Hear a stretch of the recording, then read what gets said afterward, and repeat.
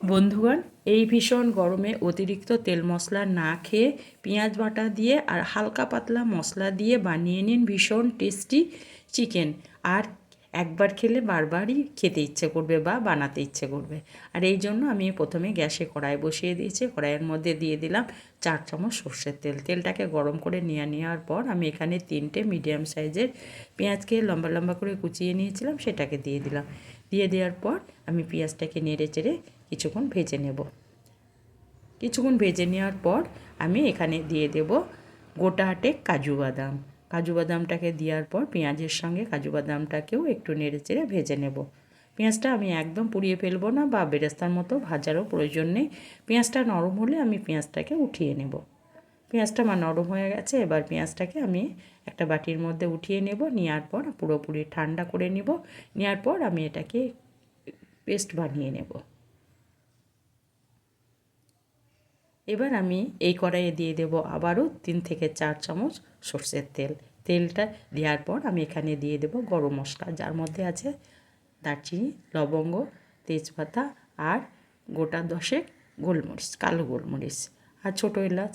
এগুলো একটু নেড়েচেড়ে নেওয়ার পর আমি এখানে দিয়ে দিলাম মোটামুটি 1.5 চামচ মতো আদা রসুন বাটা। আদা রসুনটাকে আমি 10 সেকেন্ড মতো একটু নেড়েচেড়ে নিলাম।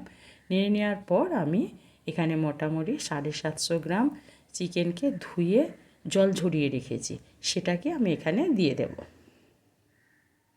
চিকেনটা দিয়ে দেওয়ার পর আমি চিকেনটাকে এবার কিছুক্ষণ ভেজে নেব। এইভাবে চিকেনটাকে একটু যদি কষিয়ে বা ভেজে নেওয়া হয়, তাহলে কিন্তু চিকেনটা যখন রান্না করব তখন কিন্তু চিকেনটা ভেঙে যাবে না, চিকেনটা একটু শক্ত ভাব এসে যাবে। এই জন্য আমি চিকেনটাকে একটু নেড়ে চেড়ে আদার সঙ্গে কষিয়ে নেব। প্রথমে আমি এই পিঠটাকে ভালো করে একটু ভেজে নেব, তারপরে আবার ঘুরিয়ে আবার পরের অন্য পিঠটাকেও আমি এইভাবে ভেজে নেব। চিকেনটাকে মোটামুটি আমি 5 থেকে 6 মিনিট মতো আমি একটু তেলের মধ্যে ভেজে নেব। এই ভাজতে ভাজতে আমি এখানে দিয়ে দেব মোটামুটি গুঁড়ো মশলা, যার মধ্যে আছে হলুদের গুঁড়ো পরিমাণ মতো আর স্বাদ মতো লঙ্কার গুঁড়ো, ধনে গুঁড়ো 1/2 চামচ আর 1 চামচ দিয়ে দিয়েছি জিরে গুঁড়ো, স্বাদ মতো লবণ। মশলাগুলোকে দিয়ে দেওয়ার পর এবার গ্যাসটাকে আমি লো টু মিডিয়াম করে দিয়েছি। দিয়ে আমি চিকেনগুলোকে মশলার সঙ্গে ভালো করে কষিয়ে নেব।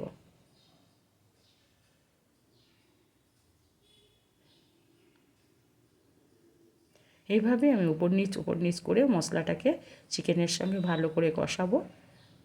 এই অবস্থায় আমি একবার ঢাকা দিয়ে চিকেনটাকে মশলার সঙ্গে কষিয়ে নেব। মোটামুটি 4 মিনিট পর আমি ফিরে এলাম। দেখুন বন্ধুরা, চিকেনটা আমার জল ছাড়ছে শুরু করেছে। এইভাবে ভাজতে ভাজতে কিন্তু চিকেন থেকে পুরো জল বেরিয়ে আসবে। যখন দইয়ের ব্যবহার করব তখন পুরোপুরি জল ছেড়ে যাবে। এবার আমি এখানে দিয়ে দিলাম পেঁয়াজ বাটা, যে পেঁয়াজ আর কাজু বাদামটাকে আমি ভেজে রেখেছিলাম সেটার পেস্টটা আমি এখানে দিয়ে দিলাম। এবার পেঁয়াজ বাটাটাকেও আমি চিকেনের সঙ্গে ভালো করে মিশিয়ে নেব।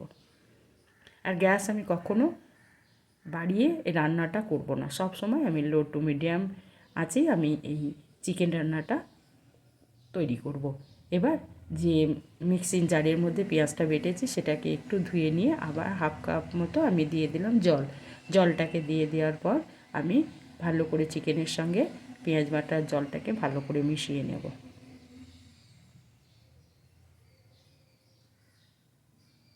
এবার আমি এটাকে ঢাকা দিয়ে দেব। পেঁয়াজটাকে দিয়ে দেওয়ার পর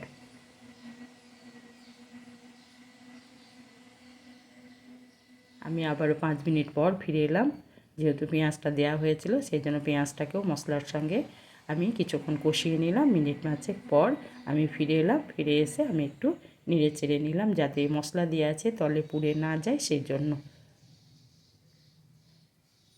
এবার এখানে আমি দিয়ে দেব টক দই।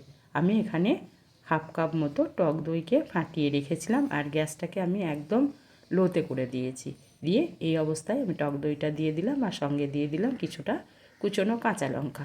এবার গ্যাসটাকে আমি তখনই বাড়াবো যখন আমার দইটা পুরোপুরি চিকেনের সঙ্গে মিশে যাবে।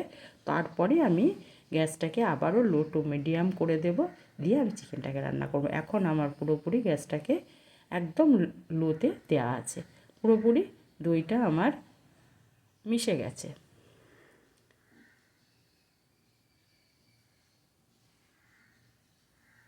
দইটা আমার পুরোপুরি মিশে গেছে। এবার এটাকে আবারও আমি ঢাকা দিয়ে মোটামুটি আবারও 5 থেকে 6 মিনিট রেখে দেব লো টু মিডিয়াম আছে।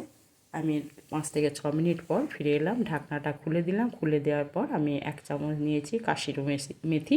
কাশুরি মেথিটাকে হাতের তলায় নিয়ে একটু ঘষে নিয়ে দিয়ে দিলাম। আর দিয়ে দিলাম আমি পরিমাণ মতো গরম মশলা। গরম মশলাটাকে দিয়ে দেওয়ার পর আমি কাসুরি মেথি আর গরম মশলাটাকে ভালো করে চিকেনের সঙ্গে মিশিয়ে নেব। এর থেকে বেশি আমি জলের ব্যবহার করব না। আপনাদের যদি ঝোল করতে ইচ্ছা হয় তাহলে কিন্তু আরেকটু জল দিতে পারেন। আমি কিন্তু এখানে আর কোনো জল দেব না। এবার আমি সব শেষে দিয়ে দেব একটু ফ্রেশ আমুলের ক্রিম, মোটামুটি 1.5 চামচ মতো। অসাধারণ হালকা পাতলা মশলা দিয়ে তৈরি এই চিকেন খেতে কিন্তু দারুণ লাগে বন্ধুরা। ভাত রুটি পরোটা যার সঙ্গেই খাবেন খেতে কিন্তু খুব মজা লাগে। গ্যাসটা বন্ধ করে দিলাম, ঢাকা দিয়ে আমি কিছুক্ষণ রেখে দেব।